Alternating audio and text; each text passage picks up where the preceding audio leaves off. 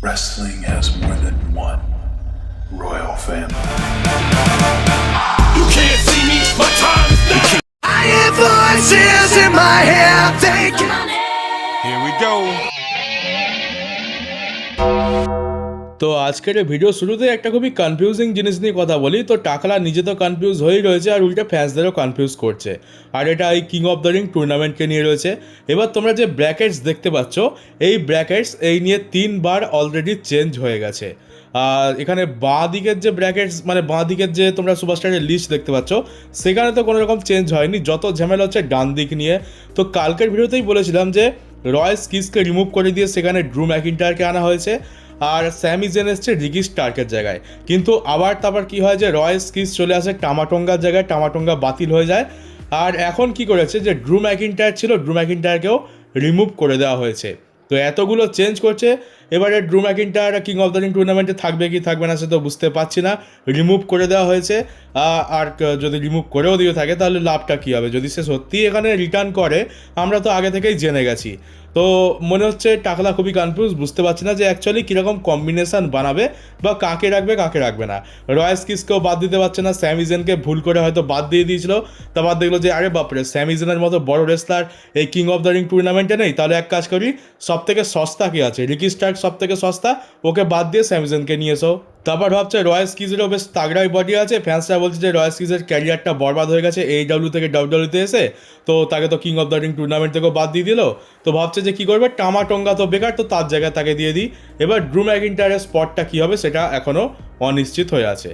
তো জানি না এরা আদৌ কী করতে চাইছে, দেখা যাক আমরা শেষ পর্যন্ত স্ম্যাকডাউনেতে গিয়ে কী দেখতে পাই, কেই অ্যাকচুয়ালি ম্যাচের কম্বিনেশন হয় আর কোন 4 জন রেসলার এই ম্যাচের মধ্যে পার্টিসিপেট করে। আর ট্রিপল এতে যে মার্কস ভার্সেস মার্কস ম্যাচটা হয়েছিল চ্যাড গেবাল আর লুড্রি কাইজারের মধ্যে এল গ্র্যান্ডে আমেরিকানোর জন্য, তো সেই ম্যাচটা প্রডিউস কে করেছে সেটা জানা গেছে, পিট ডান প্রডিউস করেছে। তো ওই যে পিট ডানকে তোমরা অনেকেই তো চেনো, অনেকে হয়তো ভুলেও গেছো যারা নতুন। এই যে এল গ্র্যান্ডে আমেরিকানো রয়েছে লুড্রি কাইজারে, তার সাথে দুজন আছে, একজন হচ্ছে টাইলার বেট, একজন হচ্ছে পিট ডান। তো ওই সাইড কিকের কথাই বলছি।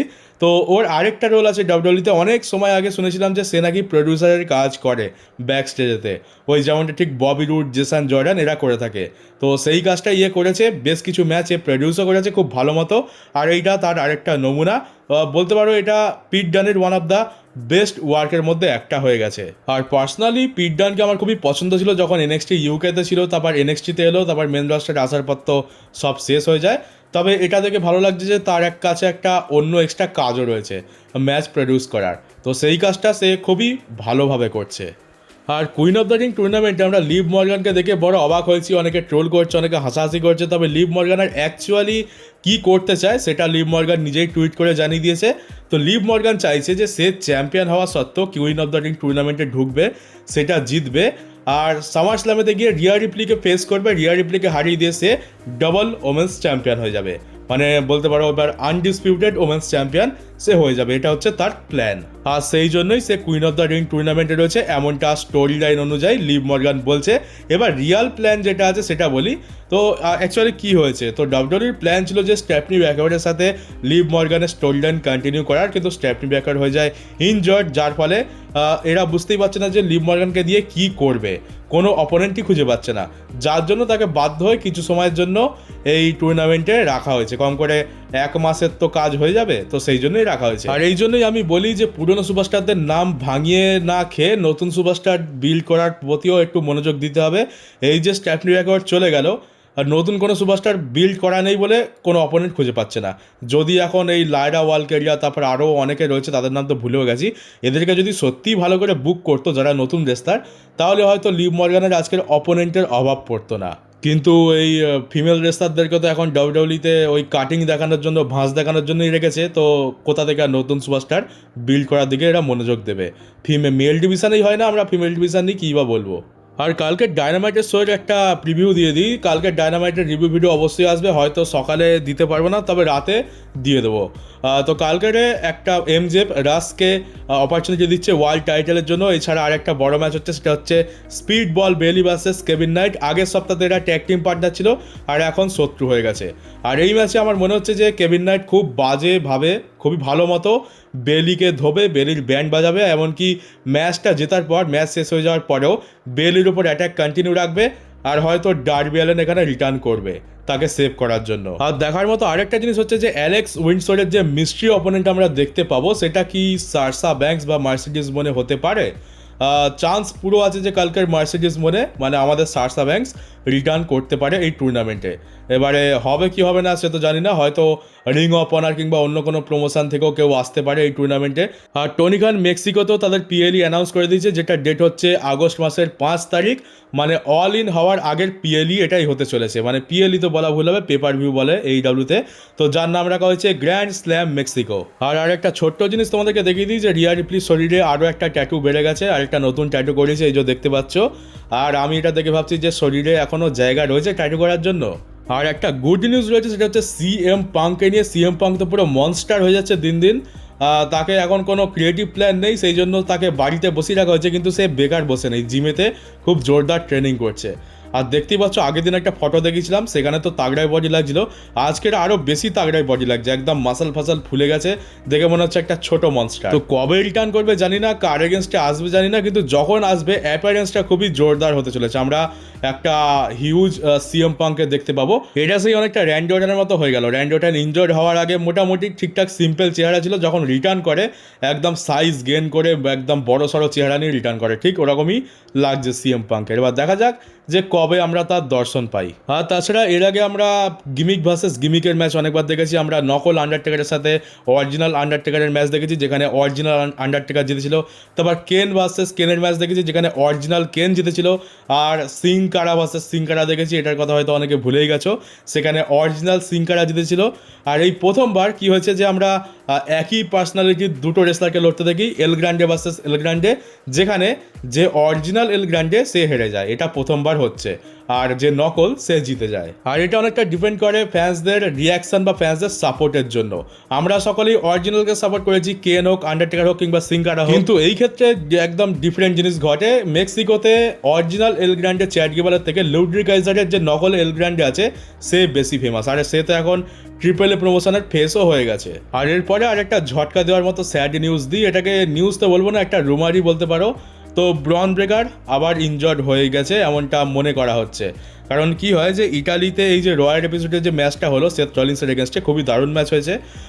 তারপরে যখন শেষ হয়ে যায়, ব্রন ব্রেকার যখন হোটেলে ফিরছিল, একটা ফ্যান তার ভিডিও বানিয়ে টুইটারে পোস্ট করে, আর দেখা যাচ্ছিল যে ব্রন ব্রেকার ঠিক করে হাঁটতে পারছে না, অনেক কষ্ট করে সে হাঁটছে, খুবই ব্যথার মধ্যে রয়েছে, পা টেনে টেনে যাচ্ছে খুঁড়িয়ে খুঁড়িয়ে।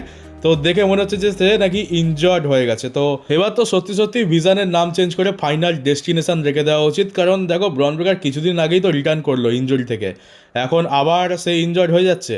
আর এটা পুরোপুরি শিওর নয় যে ইনজর্ড হয়েছে কিনা, হতে পারে যে ওই জেকব ফাটুর মতোই হয়তো একটু কোথাও চোট লেগে গেছে, আর দুদিনের মধ্যে ঠিক হয়ে যাবে, হয় না মাংসপেশিতে ব্যথা, কোথাও টান পড়ে গেছে, ওই রকম টাইপেরও কিছু হতে পারে, অতটা হয়তো সিরিয়াস নয়। কিন্তু যদি সিরিয়াস হয় তাহলে সত্যি খুবই খারাপ।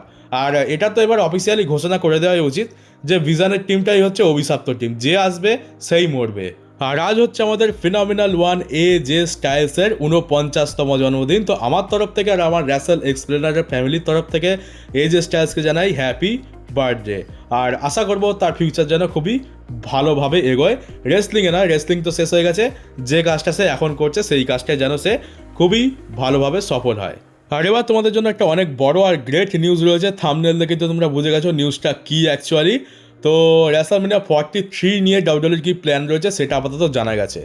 আর তোমরা দেখতেই পাচ্ছ প্ল্যান হচ্ছে আপাতত Roman Reigns versus the rock করানোর প্ল্যান ডাব্লিউডাব্লিউইর রয়েছে। আর আমরা তো কবে থেকে ভাবছি যে হ্যাঁ সৌদি আরবে হচ্ছে, সৌদি আরব গাদা গাদা টাকা ঢালবে, তার মানে এই ম্যাচটা হওয়ার চান্স একমাত্র সৌদি আরবেই আছে। তো আপাতত এই প্ল্যানটা তো রয়েছে, এবারে দেখা যাক যে রক রাজি হয় কিনা। অনেক টাকা দিলে হয়তো রাজি হয়ে যেতে পারে, আর ফাইনালি বুড়ো বয়সে গিয়ে আমরা এই ম্যাচটা দেখতে পাবো।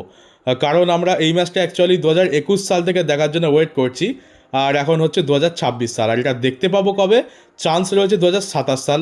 মানে এই ম্যাচটা যখন হওয়ার কথা ছিল তখন রকের বয়স ছিল 48, আর এই ম্যাচটা হতে হতে রকের বয়স হয়ে যাবে 55। তো বুঝতেই পারছো কত বছর ধরে আমরা ওয়েট করে যাচ্ছি খালি এই ম্যাচটা দেখার জন্য। রকের তো 48 থেকে 55 হয়ে যাচ্ছে, আর তার উপরে রোমান রেন্সের কথা ভাবো। রোমান রেন্স যখন দাড়ি আর চুল সব কালো ছিল তখন এই ম্যাচটার হওয়ার কথা ছিল, এখন রোমানের দাড়িতে ধীরে ধীরে সাদা চুল আমরা দেখতে পাচ্ছি। তো কত বেশি টাইম কেটে গেছে। আর আদৌ যে এই ম্যাচটা হবে কোনো গ্যারেন্টি নেই, কারণ ডাব্লিউডাব্লিউই এটার একটা ব্যাকআপ প্ল্যানও ভেবে রেখেছে। যদি এই ম্যাচটা না করাতে পারে, যদি রক রাজি না হয় বা এই ম্যাচটা যদি কোনোভাবে না হয়ে ওঠে কোনো কারণে, তো এর একটা ব্যাকআপ প্ল্যানও রয়েছে। ব্যাকআপ প্ল্যানটা হচ্ছে রোমান রেন্স ভার্সেস ওবাফেমি। এই ম্যাচটা আপাতত এই দুটো ম্যাচ কনসিডার করা হচ্ছে। ফার্স্ট চয়েস হচ্ছে রক ভার্সেস রোমান, আর দ্বিতীয় চয়েস যদি রক না হয় তাহলে ওবাফেমি। এটাই হতে চলেছে পরের বছর রেসলম্যানিয়া 43 এর মেন ইভেন্ট সম্ভবত। আর দেখতে গেলে রোমান ভার্সেস ওবাও একটা অনেক বড় ম্যাচ, এটাও খুব একটা খারাপ তো নয়। আর রক ভার্সেস রোমান দেখার ইচ্ছা, সত্যি কথা যদি বলতে হয়, আমার কথা যদি বলো, আমি আশা ছেড়েই দিচ্ছি। এখন যদি নাও দেখতে পাই কিছু যায় আসে না। এই ম্যাচটা যদি 2023 কিংবা 24-এ দেখতে পেতাম ওটাই পারফেক্ট টাইম ছিল। এখন আমার মনে হয় অনেক বেশি দেরি হয়ে গেছে। 2-3 বছর আগে স্টোরি লাইনটা যেমন জমতো, এখন বড়ই কি বলা যায় গোলমেলে লাগবে। কারণ সেই যখন রোমান রেন্স 2024 সালে রিটার্ন করেছিল, উই ওয়ান্ট কোরি আমরা দেখতে পেয়েছিলাম, তখন পারফেক্ট একটা টাইমিং ছিল বলতে পারো। তারপর যখন আমরা 2024 সালের লাস্টের দিকে ওই ব্যাড ব্লাডেতে রকের রিটার্ন দেখতে পেয়েছিলাম, তখনও একটা পারফেক্ট টাইম কিন্তু ছিল 2025-এর রেসলম্যানিয়ার জন্য। কিন্তু তারপর তো কী হয়েছে তোমরা দেখেই নিয়েছো।